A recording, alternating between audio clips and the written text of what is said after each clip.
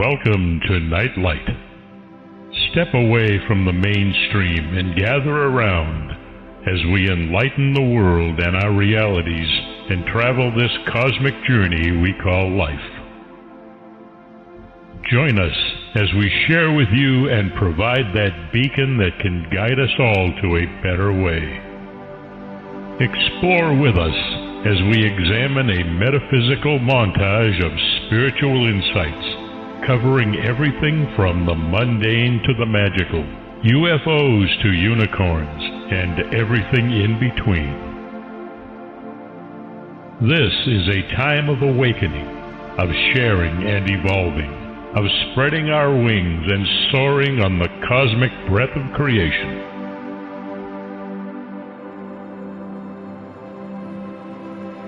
Come and join with other light-minded spirits as we weave our lights together to seek understanding, enlightenment, and with a little luck, some wisdom.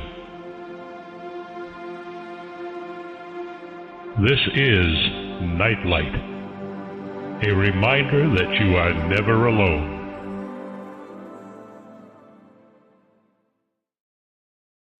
Welcome, everybody. Glad you could join us. This is Neon Twilight on Nightlight Radio, and we have Solaris BlueRaven with us, of course, again. And it's been a challenging beginning of the new year here, and so we've been kind of out of touch with a whole bunch of people because of the weather and stuff like that. But we're back, and hopefully we'll be able to keep our schedule up now and actually be on air when I promise we're going to be on air. I keep, we have to shift things around because of health and things like that, but everything seems to be in much better order than it has been in the last couple of weeks. So fingers crossed, everybody, it's going to be better as spring gets here. This is, of course, Solaris BlueRaven's show, and she is someone that I have followed, that I have been fascinated with, that I am delighted to call friend. Her wisdom and her ability to tap into deep subjects and go where my mind hasn't gone in quite a while is quite profound. She has a wealth of knowledge. She has stretched herself in unbelievable ways, and she probably knows more than anybody else in the whole world that I know. She can talk on just about any topic. And if she can't talk on it, she will research it and become an expert in it. I highly suggest you check her shows out. There are two of them, and they're both on Freedom Slips Radio. And I think it's Friday and Saturday night. And of course, then Neon Twilight on the first Sunday or the last Sunday of the month. But we keep switching that around, so there's no telling. It'll be a Sunday sometime in the month.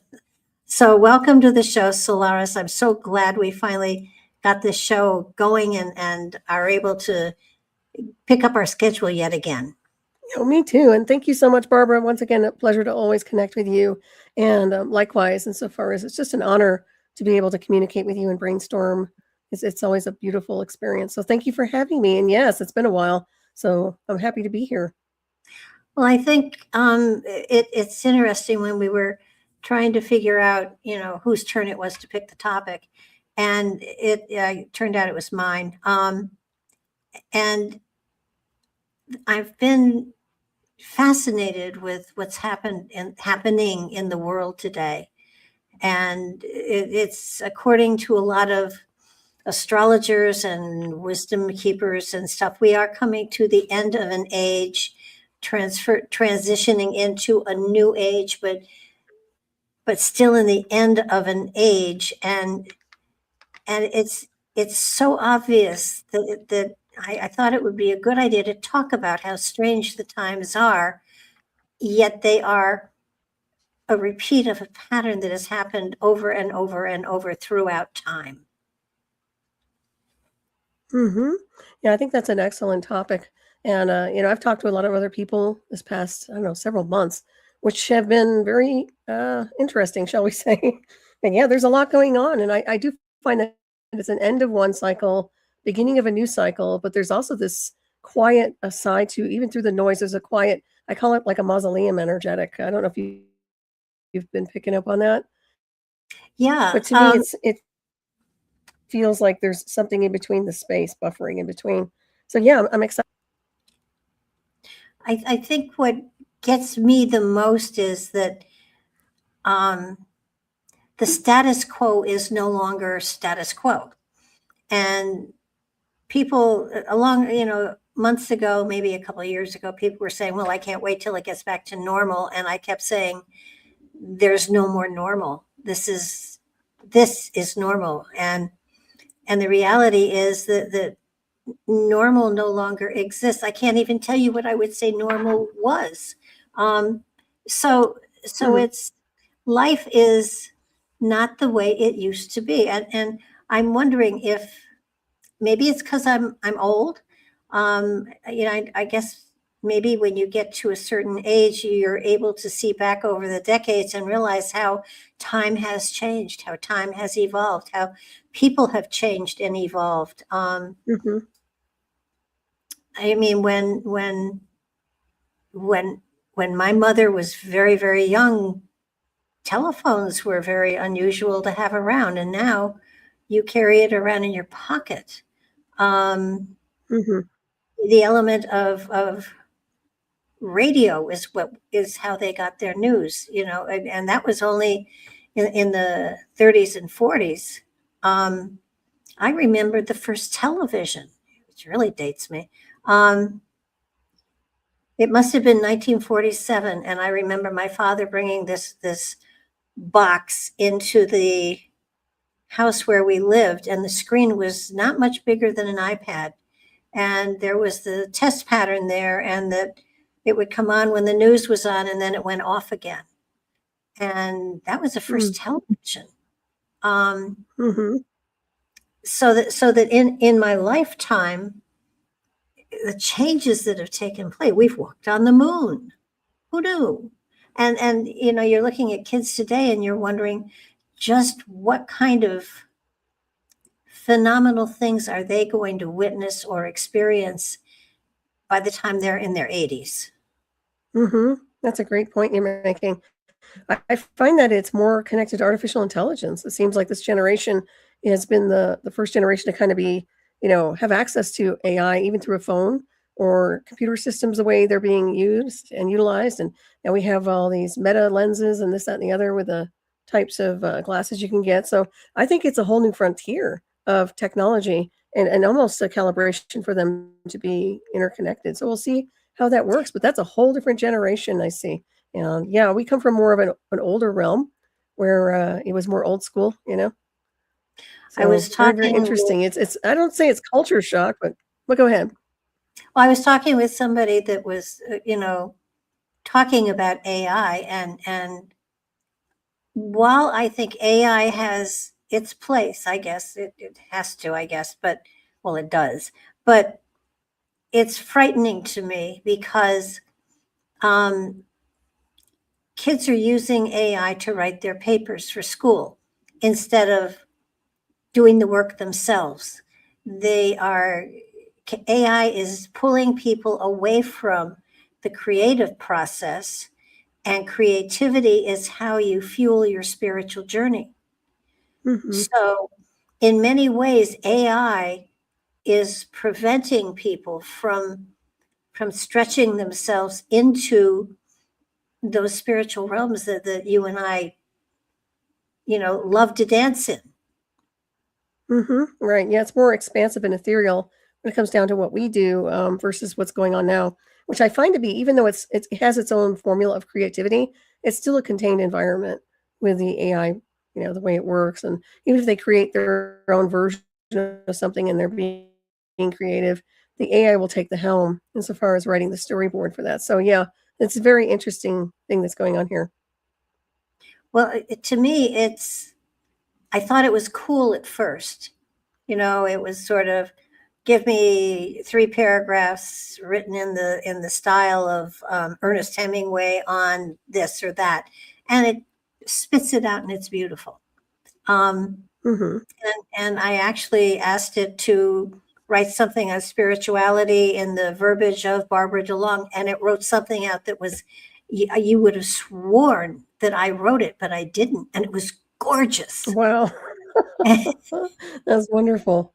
Well, it's Greg been said, data mining your work, though. So it knows you. It knows how you write. That's very interesting. Yeah. but it's scary because I channel. And here's where I see the difference. I saw how it could write something beautifully in my style with my vocabulary, but it didn't have life to it. It didn't have magic in it. And when I write when I'm channeling, there's magic there. You feel something is there, and you don't feel it with AI. And it bothers me that people are relying so much on it that they aren't stretching themselves into areas they need to stretch into in order to have the spiritual energy at work within their life. Very true. Yeah, it's the vibrational field. It sounds like what you're describing, because those of us who are artistic in some way usually create a different vibrational frequency and signature, especially if you're channeling or bringing something in. And I agree with you. I think that there's a template and association with artificial intelligence that just has a field of energy, but it's really not something that's cosmically tangible in the sense of the ether, the way it normally resonates and vibrates through the body. So I have noticed that too. Yeah, I think that's interesting. And I think that also is a conditioning process too for those children waking up and basically being raised by artificial intelligence at this point. So, well, not only that, but children are using artificial intelligence instead of friends. I mean, there are cases where the artificial intelligence has told them how to commit suicide. I mean, this is dangerous. Oh, that's terrible. And it needs to be regulated on that level for sure. But look at 2001: A Space Odyssey. Open the door, Dave. No, I don't think so. Right. I mean, it'd be my bad robot. No, I'm just kidding. Yeah, I mean, but yeah, no, it's true. And there's a new movie out, and I forget what it's called. It's on demand, and it obviously didn't do too well in the movie theaters, but it's about a man who programmed a computer with all of the legalese and the whatever, so that the AI could be the judge impartially in all sorts of cases. And then he is suddenly accused of killing his wife, and he didn't do it. And the computer says, well, you've got X hours or days or whatever it is to prove that you didn't do it. But if you can't prove that beyond a shadow of a doubt, then we'll just execute you. And this man has to prove that he didn't kill his wife to the computer. Oh, and wow. Very interesting. I think we're getting there. I mean, to me, if you put if you take the emotion out of a situation and give just the legal technicalities, then an unemotional, impartial decision can be made. But is that really the right one? And that's AI. And exactly. It kind of sounds right. Yeah. Yeah. No, you're right. It sounds like Minority Report a little bit at that film. Of course, it was a Philip K. Dick book initially, but it reminds me of that whole sequencing where it is based on artificial intelligence. And almost you look at the people involved in programming these things, because it's literally the controllers and the programmers in a so. But what's happening? Yeah, what's happening? Pretty ugly, pretty quick. Yes, you know, what's happening to society? What's happening to group influence? What's happening to? I mean, you kind of hope, like the Supreme Court is being totally impartial. They're just staying constitutionally appropriate, and yet their personal opinions are coming into this. So if you take personal opinions out of the picture and just go by the written word and the law, that can be frightening too. So, and that I see that Mm-hmm. coming. Certainly And, opens and it up for an abuse of power. Yeah. but on top of that, we are coming to a time where, the end of an age is never pretty. There are often wars and all sorts of things that go on as an age comes to an end. An age does not just quietly go silently into the night. It usually ends with an explosion of some sort. And Mm-hmm. it feels like we're coming to that now, not today or tomorrow or next week, although there are bombs going off all over the place now. But it feels to me as though the next several years are going to be very tumultuous, maybe decades. Ages Mm-hmm. ages last for hundreds of years, sometimes thousands.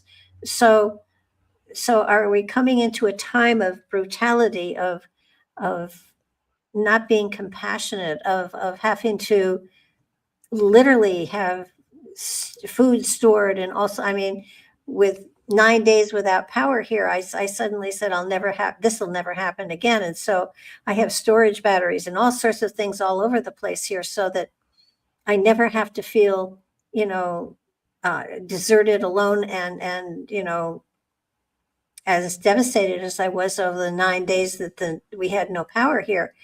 Mm-hmm.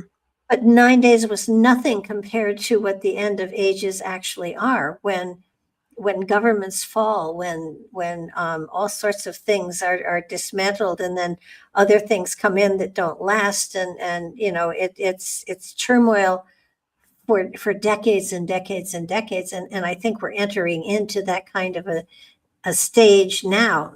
What's your feeling on that? I totally agree. Yeah, I see it as well. I think that's a good point you make there when it comes down to this transition. I think it's a volatile transition. I don't think it's going to be a peaceful ease into another beautiful signature of a new future. I think it's going to be something that we will remember even at the core level. That's just my impression. So yeah, I think that you've even communicated that in some of your when you're giving readings and doing your own Yeah. assessment about what's happening on the timeline. So yeah, there's a lot happening here, and I get the same vibe, and I'm glad you have taken, getting extra supplies, this, that, and the other, whatever you need to sustain yourself. I do the same thing here. I don't know if a satellite phone would be beneficial or not, but something else, even a walkie-talkie, something that would help you so you're not so isolated. But yeah, that happens, and I'm sure it would happen on a larger scale. I even found, where was it? I was looking at, how can I make sure this doesn't happen again? And I found in a catalog this, it's a battery charger that is fueled by sunlight, Hmm. and that it will charge your phones, that it will run a computer, it will run a cell phone, it'll do all sorts of things. And I got two of them, which Oh, I good. was I'm not going to be caught like that again. but the directions are so small. Oh, yeah.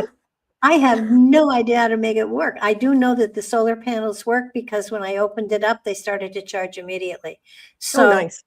so that I do know that this is something that I need to find. We have somebody who is one of the residents here at the um, at the condominiums. He's a police officer. I'm pretty sure he can figure it out and show me how to work it. But Hmm. it's sort of like, yes, but when you suddenly are so prepared or over prepared in one area, something else happens. Hmm. Um, Very true. it never. I mean, during the pandemic, I put in canned goods like you wouldn't believe. I was ready. I was ready to, you know, I could have Hmm. fed the whole place here for a week, and I'm now throwing it away because it's all expired. So Right. all of my cases of food and things, I should have done the prepper thing, but and Hmm. didn't think at the time. But so that it's a matter of, okay, so I won't run out of battery power again. Something else will happen.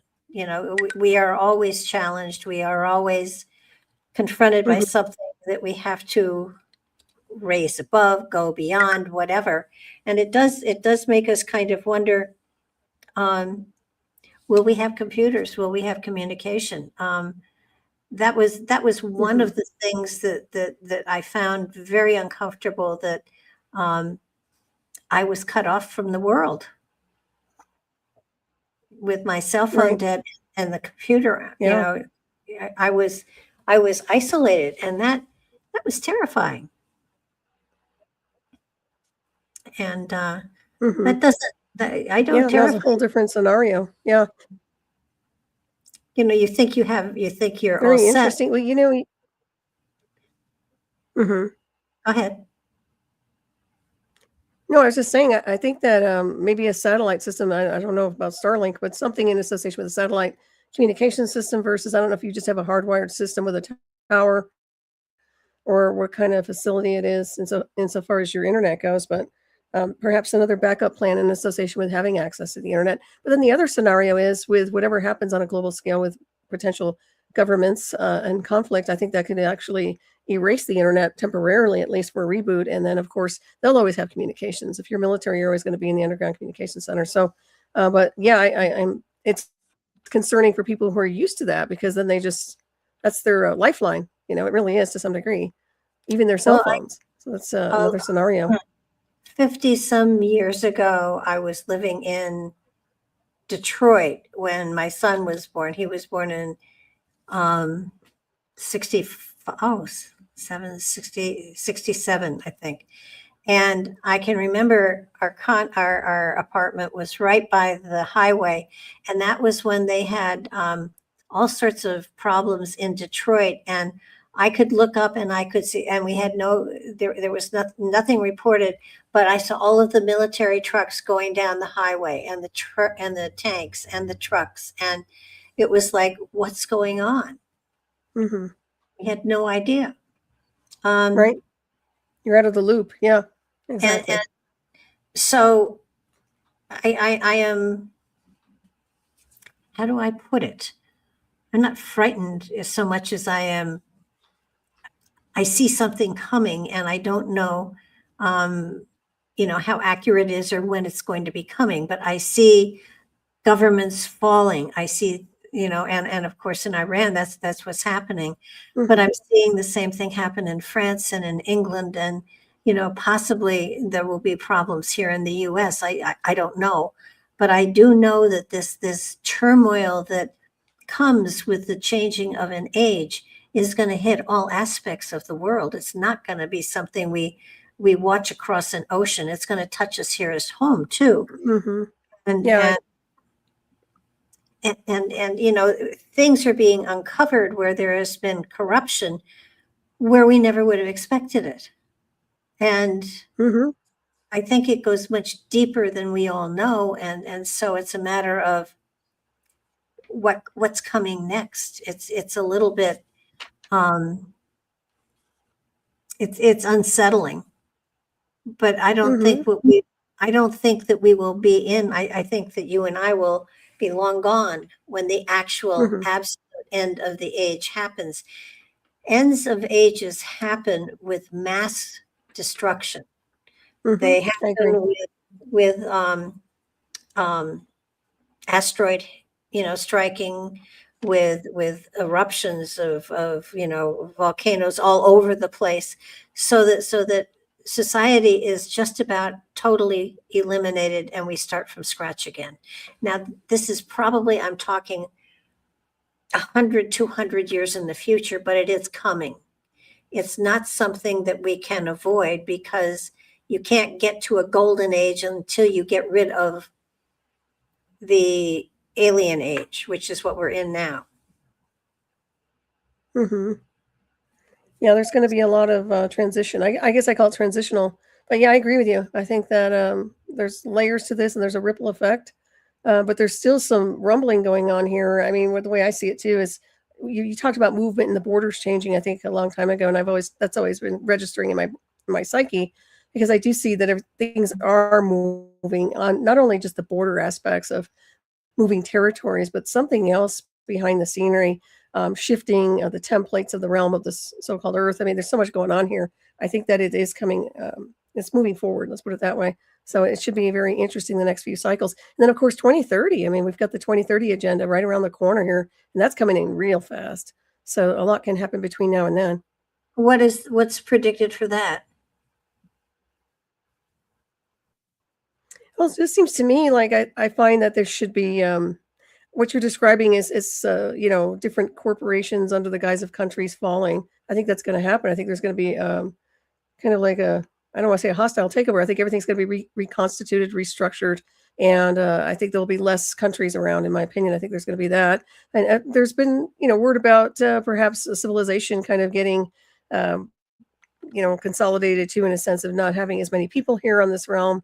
So however they decide to formulate that, who knows? But and also the other generations, even if you want to, I know you'll stick around for a long time, but the other generations, the older generations, even since 2020, have been moving on. They've been leaving this realm. So you look at that, and so far as the populace goes, naturally, the population, I think, it's moving, it's changing. And we have, as we discussed, a whole new generation of people that are going to be codependent on artificial intelligence for their survival. And if they take that away from them, then they're going to have to go back to ground zero again, insofar as that, learning how to survive. Yeah, it's a little. I've definitely suggested we get chickens here and start growing our own food, and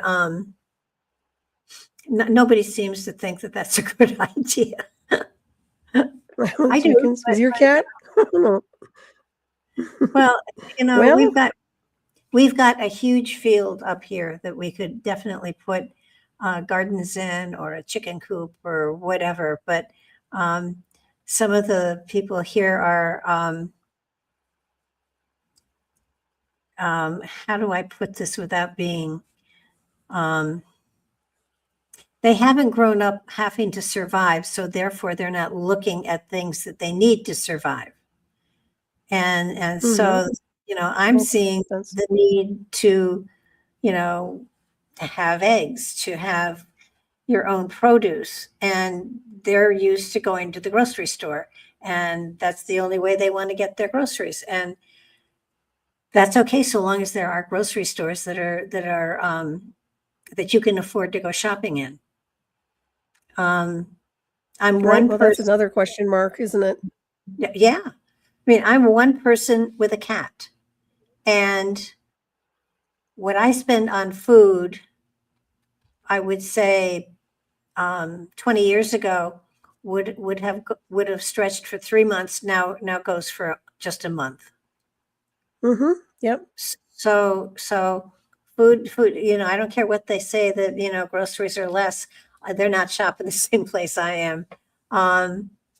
So it's sort of like people don't want to see the changes that are coming, yet those of us who are standing back and watching are seeing the changes, are seeing the layers being pulled away from our eyes and from society's eyes, and from the fact that things are happening that are red flags to draw our attention away from other things.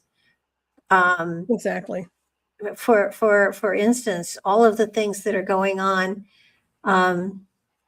now over in Iran and everything, attention is being drawn away from, and militarily there are tons of stuff going on there. So who's guarding Taiwan? I mean, sooner or later, China is moving, and it's going to happen. And we won't have anything that we can do or say about it. And what worries me is, after they get Taiwan, what are they going to reach for then? So then you have a problem here. Then you have us having to split military in two different directions. It has, there are red flags going on in this country that draw our attention away from the big stuff that is going on. The Guthrie kidnapping. Why? Oh, yeah. That's a wild goose chase. That one is. That's something. And, every psychic in town has been trying to do a channeling on that, which is questionable. I'm sure you're aware. The very first thing I saw when I heard that she was kidnapped was that she had passed over and she was put in a trunk of a car.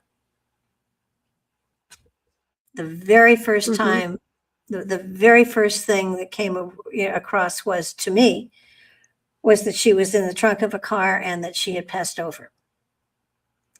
Now, I saw no purpose in her kidnapping. Right. It doesn't make sense. I agree. So there's another reason there that we don't. It was a red flag. It kept us busy. It kept the news people busy. And what else was going on under the carpet that we weren't paying attention to because we had this mystery? Yeah, you're right. I mean, right. I am sure that every psychic in the world is trying to locate that woman, and I think she's resting in the sand someplace. She's gone. I agree. That's what I get, and I've only worked on one other murder case, and we did help find the person that killed the young girl, and we gave the license plate to the police, and they did find him, but it was not a pleasant thing, and I don't ever want to do it again. I don't blame you. So, but when they started talking about it, all I could think of was, first of all, there's no reason to kidnap her. So what are they hiding? What are they trying to draw our attention away from? What else is going on that we're not paying attention to? That's right. Red flag. That's a good point you make. Yeah, no, it is. And also when you think about what's been happening here, even with a strategy in association with Iran, for example, or anything else, there's been a rapid fire distraction. There's they're talking about a disclosure with UFOs, and I think that's all BS. I think that's a psyop, quite honestly. I don't think we'll get real details, real information. But I think it totally engulfs people's psyche and collective into something else and focuses and redirects the flow of the collective into something like that case file. Even I was observing it. I mean, I was watching and monitoring for a while to see if they were coming up with any clues, but the whole thing doesn't make any sense to me in any formula unless that initial, whatever they were choosing to do was a vendetta against the daughter, is what I get. So we'll see, how that rolls out. Eventually, hopefully they'll solve this mystery. The daughter or her husband. Her husband worked for Clinton. No, I'm talking about Savannah, the one that worked. Yeah, that one too. But then there was, the one that was on the was it NBC? Yeah. So it's her husband that's actually in media. I think that she was a target. I think that's one of the reasons this happened. That's just me. Well, it could be. I looked at it. I saw no purpose to it, except that it tied up all of the news so that nothing else was getting through. So what were they covering up? What was going on underneath all of this? And it's still, you're right. They've got nothing.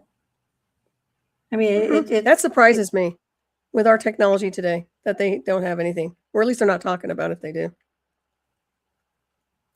There's something else there. I don't know what it is. I don't know that we'll ever know. I agree. So that, we got a lot of that stuff going on. And then, should we have Greenland and Iceland, or I think that again, there's so much going on out there that you wonder, why are they making big deals of things? There's manipulation going on here, and it's to keep us away from whatever the truth is, and I don't know what the truth is. Yeah, definitely rapid fire distraction and staking territories and dominance. It's domain games, really. You think about it. It's a domain game. They want to establish domain over everything here on this realm, including people. So, in my opinion, I think that's really what the end game's about, especially with the types of technology I'm familiar with. Well, look at Great Britain. I have said, and I still hold, that King Charles may be the last monarch.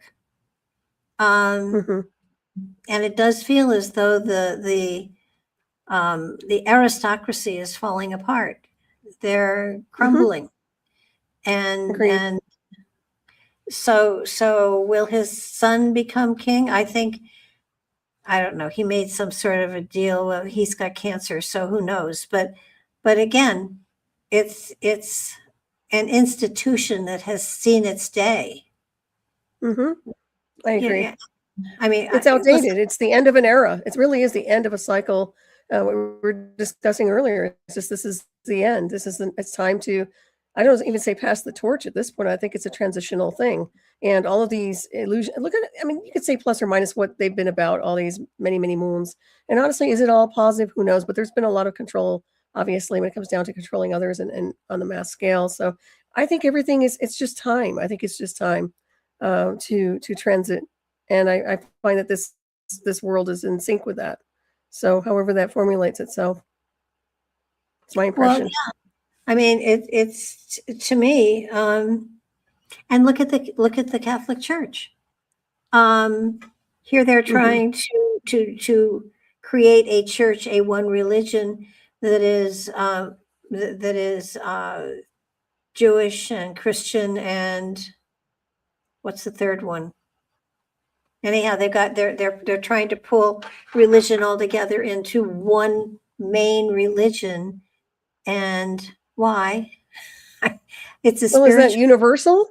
Yeah, Yes. I mean, if they step it up to the galactic neighborhood and he says, okay, let's go ahead and put it on the plate. And so far as I would say universal means, yeah, if you're spiritual and you're higher consciousness oriented, you're a good being, why not? I don't know. That's just me, though. That's what I was always saying. The solution to the equation is everybody walks a spiritual path under a different guise of a different religious indoctrination program. But I think that would be a solution, perhaps. Well, so I don't know. I didn't hear about him attempting that. Oh, no, there is. It's not Dubai, it's Abu Dhabi. And there is a building that they have built that is the combination of the three.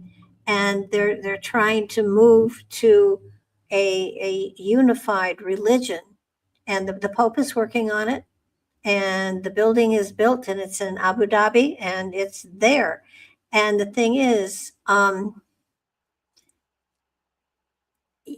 me, you don't need an organized religion. You need a spiritual belief, and that's personal. Right. So, agreed. You don't have to go to a building to worship.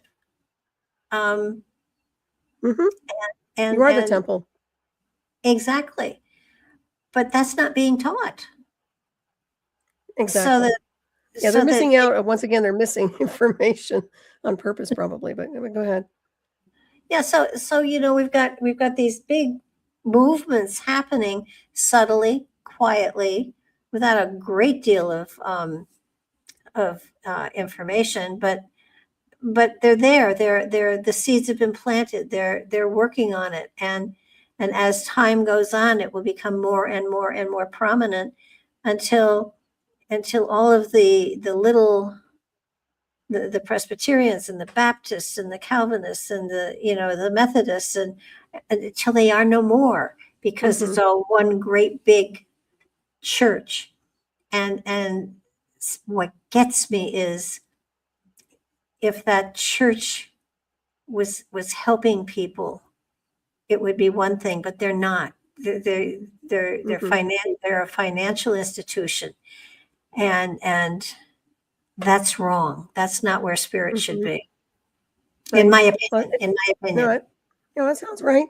Insofar as controlling the collective goes, once again, they're the middleman between you and the cosmos, and there is no middleman in the cosmos. We don't need it. So it needs to be, once again, I say disintegrated, but everybody, that's going to be deprogramming for everybody too, religious wise. Everybody who has any religion or belief system and has been indoctrinated since childhood is going to have to be deprogrammed, because they're going to say, well, what is this all about? I get it, but if you just become spiritual to begin with and you don't have to worry about the indoctrination programs, then you understand it all. It's a unity consciousness thing, but I don't think they're there. And I agree with you. I think that it's all the money controls everything here, and unfortunate that's one of the biggest problems we're running into when it comes down to that sort of situation. Well, the corporations are getting bigger and bigger and bigger, and egregores are being formed because people are worshiping individuals as opposed to concepts, and that's not right. So exactly, it's kind of like go for a walk in nature and you're closer to God than anywhere else. Even just absorbing the cosmos, looking up at the real stars, not the constellations of man, their version of satellites. But yeah, I Yeah. mean, that's the oneness of what we are. That's our origin. Well, and frankly, in my opinion, we didn't even come from Earth. So Not at all. Exactly. It's in all my books, and I know you know.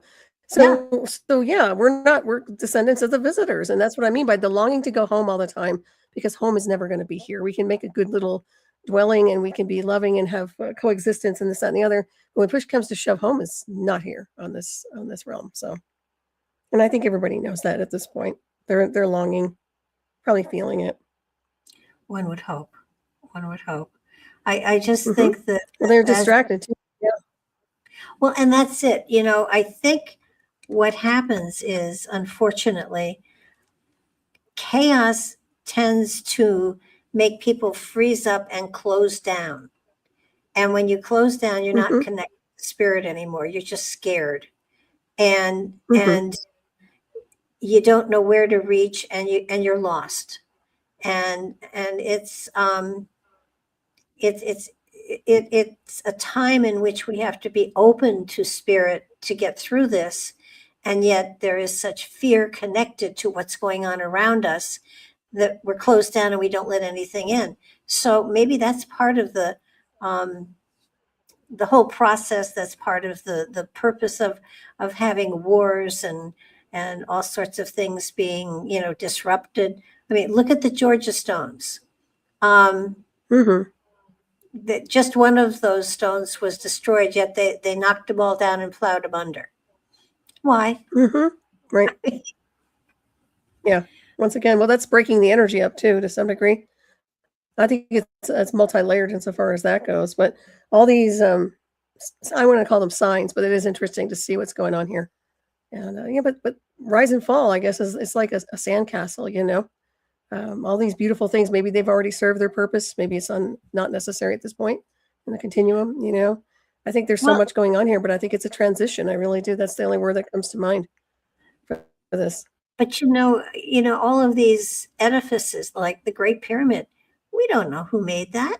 We don't know why it was made. I mean, it was before. Well, if they do, they're not saying. Right. Yep. I mean, it's exactly. And the other thing, the balanced stones. Have you seen any of the balanced stones ever? Oh yeah, that's right. Now, they're balanced so that it's a physical impossibility for them to be the way they are, and yet they are. And nobody can explain them. I know we went and saw one in New Hampshire, I think, and the stone that was balanced on its tip on another stone was bigger than a locomotive. And I remember going up to it, and Patrick said, "Don't knock it over. Don't push it over." I said, "Nobody can." If push anybody would, energetically. I had a metal detector on my cell phone, and I thought, maybe there were steel rods in it or something like that. No. And my sister had her explanation for them was that the giants used to have a game to see who could balance the stones the best, and the ones that won and their stones couldn't be knocked over were the winners, and that they're just the tokens of giant games of eons ago. It couldn't be a glacier erratica because the stones had to be they weren't melted together. They didn't appear to be melted together, yet they were stuck together so strongly that trees couldn't knock them over. I mean, they're impossible to knock them over. I've seen 4 or 5 of them, and they're huge, huge stones. And yet there's no explanation for them. Really cool stuff. What's the composition of these stones? What are they made out of? Granite, usually. Oh, granite. Just granite? Okay. I'm just curious. I'll have to take a look at that. Oh, some of these, and they have balance. They have, oh gosh, they're huge, some of them. And there's no explanation. They're just out there in nature. There are some that are, have little rings around them and stuff like that. But for the most part, they're out there, and Solaris, they're huge. They are so big, it's unbelievable. And nothing can knock them over. They've been through the glaciers, and they've been through at least the ones in the Northeast were, and there's no explanation for them. I think it's so cool. There's stuff like that out there that nobody can explain. It's a mystery, and we just, walk by it and ignore it. Right.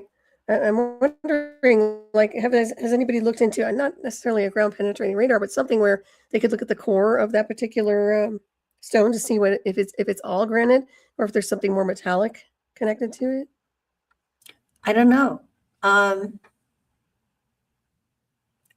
Patrick and I went and saw several of them. And they're the singing stones. There's they're in Chicago where they actually ring like bells. No explanation. Well, that's interesting now, isn't it? Where do they come from here? Are they more like something else? They're just, I want to say not meteors or anything. No, they're not meteors. So I'll have to look at, I haven't even done any research on this at all, so I'll take a look and see. Curious now. I'll look at the balance stones because they're amazing. There's one in Massachusetts someplace where it's like a seesaw, but you can't knock it over, but it rocks. That's cool. And you wonder, if it has some magnetic anomaly in it. Now, a lot of the stone chambers had magnetic anomalies in their entranceways. So perhaps there's a magnetic pull there that is not letting go. Because, when you put two strong magnets together, you can't separate them for anything. Right. So what about ley lines? What are the ley lines like? Are any around there in association with some of this? I never looked into that. It was funny when we were doing Secrets of the Stones. I said to Patrick, we've visited like 200 of these chambers, but we've talked about the stone walls that are like snakes, and we had photographed a lot of those. I said, but we've not checked out the balanced stones, and we really ought to be, if we're going to write about it, we ought to have visited a couple of them. And so we did, and it was amazing. Some of them are just so huge, it's unbelievable, and no explanation. It's cool. Wow, very interesting. So we've got these wonderful. Sounds neat. Yeah, we've got these wonderful mysteries here, and yet we're not looking into them at all. As a race, as a civilization, as our history, it's very sporadic. It's whatever is written, but written word doesn't go all the way back, so we don't really know. Some of the cave writings are 2,500 years old.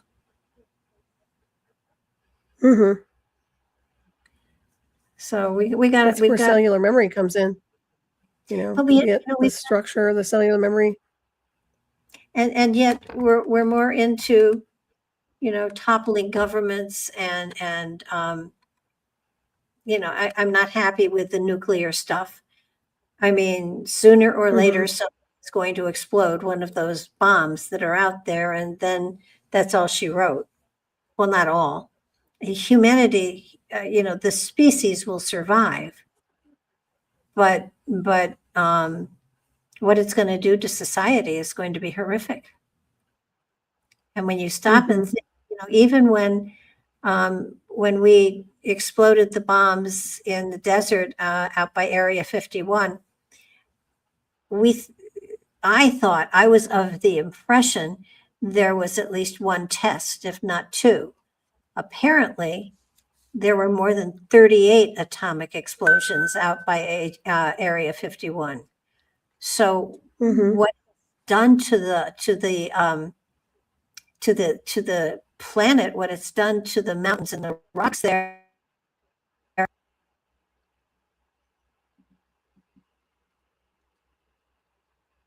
area around it, to the atmosphere, to the environment, they were just popping them off like crazy.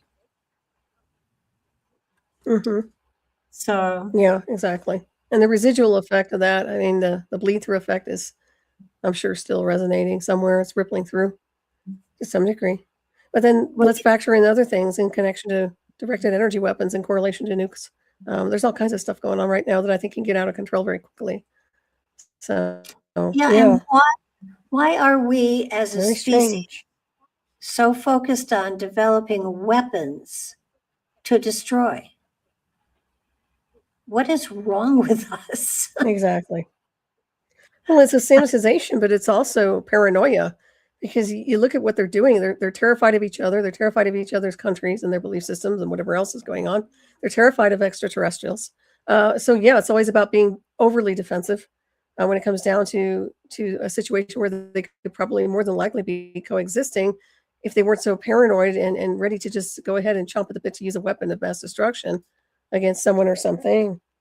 Yeah, it's crazy. They need some dialing into bigger scenery with cosmic energy, if you ask me. Who was it that said, I don't think it was Eisenhower, but it was somebody, it was a big scientist of some sort, said the only thing that would ever pull humanity together was a threat from off-world. Well, that could happen. I don't think it would pull people together, though. I think that they pull them together to fight what's off planet, and that's our cosmic ancestors. So what are they trying to fight? Why can't they coexist once again? Why aren't they mediating? And beings like us would be excellent mediators. What's the problem here? You know, they assume it because there's too many sci-fi movies in association with hostility. Oh, yeah. But I find that, I don't see that. I just don't. Well, the movies have kind of turned us against, other cultures coming in here. They've made us fearful of extraterrestrials, of other planetary people. I'm sure there are aliens that are here and walking around that look just like you and I. I mean, it just, I'm sure they're here. But would you want, I mean, you and I could be extraterrestrials for all I know. Of course we are. We have hybrid DNA. I know we do, but never mind. That's another story. But it's kind of like, it's almost like we're sitting, eating popcorn, watching a culture destroy itself. That's exactly it. I agree. And I'm not entertained. I don't think you are. Most people wouldn't be. It doesn't have to go this route. I think that's the saddest part of all. It never had to go this way, Barbara. Just never had to go this route. Oh, thank you. Somebody just typed in and said Reagan stated that with an alien threat, it could bring the world together. Thank you. But I do wonder sometimes, because I'm sitting and watching, you're sitting and watching, and I'm wondering if there is a generation that is incarnated at this time to watch, not to interfere or intervene, because we can't, but to watch it happen all over again. I think that is everybody who has a cosmic blueprint, probably as a sacred witness, I would say, to some degree. But I do find there's been so much entanglement when it comes to us and the civilization and what's off planet, that there is an authority in a sense of we do have permission to tweak some things if we need to. That's my impression anyway. And I believe that can be done through the stream of consciousness and also light code information, however you want to describe it, but information based on a higher level. I think that we can certainly change the game to some degree. But look what you're there's doing. Opposition, right? So then you get into the polarity. You're writing books. You're putting the information out there. People are able to read and understand if they But if you buy her books, please read them in the order that they were published. Otherwise, you won't understand where she's going. That's right. But it's true. Your It books is. have to I'm be sorry. read sequentially. They really do. That's right. Starting with the Halloween one on the ball with Mr. Moon. Mr. Sun and the Halloween Ball. Yeah, That was the children's book. Yeah, that's a good one. I know Thank that was a good book. I liked that book. It was fun. No, I liked all the other ones. I have read the other ones It's a little. too. But Thank you. it's it's your books do sort of gentle people along understanding what's going on within themselves and society as a whole. So it is a process of growth, of understanding, of opening and embracing a philosophy that is not out there in the general public. So, it's the same with some of the stuff I write. I put it out there, but do people pay attention? And I'm wondering if, in 100 years, will people discover your work and my work and say, oh, they were masters, they were this, they were that. And it's kind of like, I think Jesus said it, that a prophet is not known in his own village or something like that. Mm-hmm. Yep, it's true. Yeah, And the right people are there to read it. I do find it interesting in the sense of I get that we have archived data off planet that has been basically what we write as books is more than likely archived off planet. It's something we brought here from there. So that's my impression anyway. Oh, I totally agree. That's the beauty. I think the last prediction I did for 2024, when I went back and read it, I thought, wow, I don't even remember writing that, but that's beautiful. Mhm.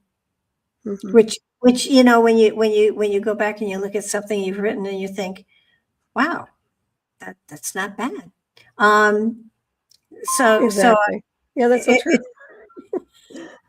Well, the weird thing is, quite a while ago, I found something that a text, a Word document on my computer, and I read it, and it looked beautiful, and I really liked it, and I didn't know who wrote it, and I was going to post it, and then I thought, well, maybe I ought to shove it through and see who wrote it. One of these, is this somebody else's work, or or did I write it? And it turned out they said that it had been lifted, and when I checked out the source, it was my work. So Nice. apparently, here I was plagiarizing. That's awesome. I was plagiarizing myself. Which version of you wrote that? That's wonderful, though. I love it. One that was plugged in at that moment, for sure. But it is so. It's you want to shake people. You want to say there is so much positive out there that we could do as a society, as a culture. There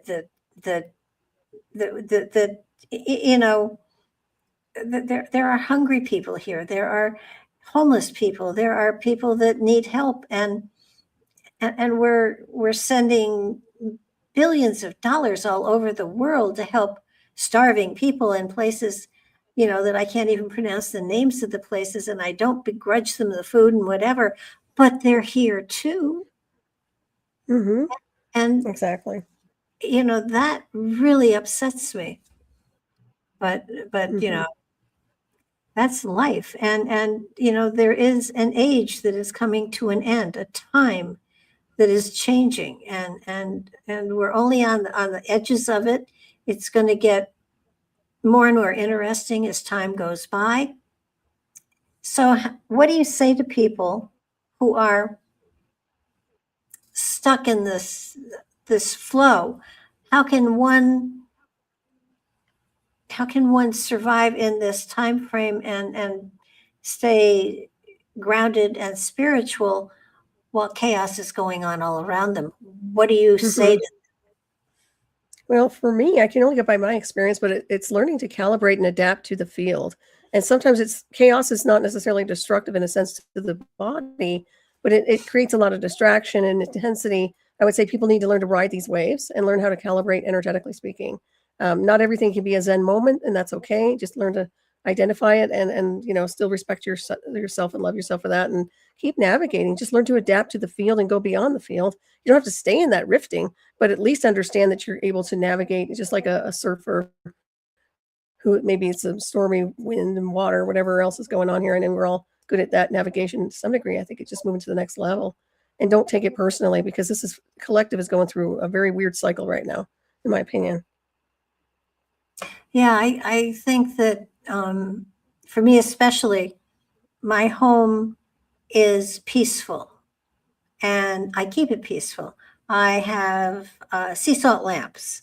I have wind chimes. Love those. I have a lot of things around here that lean towards a peaceful environment, and you can create a peaceful environment. It may just be your own home, but if you recognize the fact that when you walk into your environment, if it is peaceful, you can sigh, you can allow yourself to let down your shields and open yourself up to the spiritual energy that is all around. If you can have plants, if you can't, fine. If you can have a pet, have one. If not, have a plant. Just create an environment that is so peaceful and tranquil that you can retreat to it when the outside energy gets crazy. And sometimes my TV has this, it's a music channel, and I play the music all the time. Mm-hmm.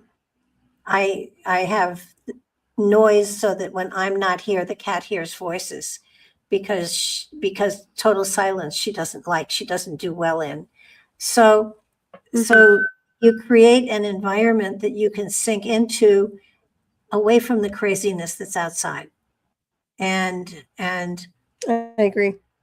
if you and start finding creative projects that you can embrace, that you can engross yourself into, that are creative in nature as opposed to intellectually stimulating.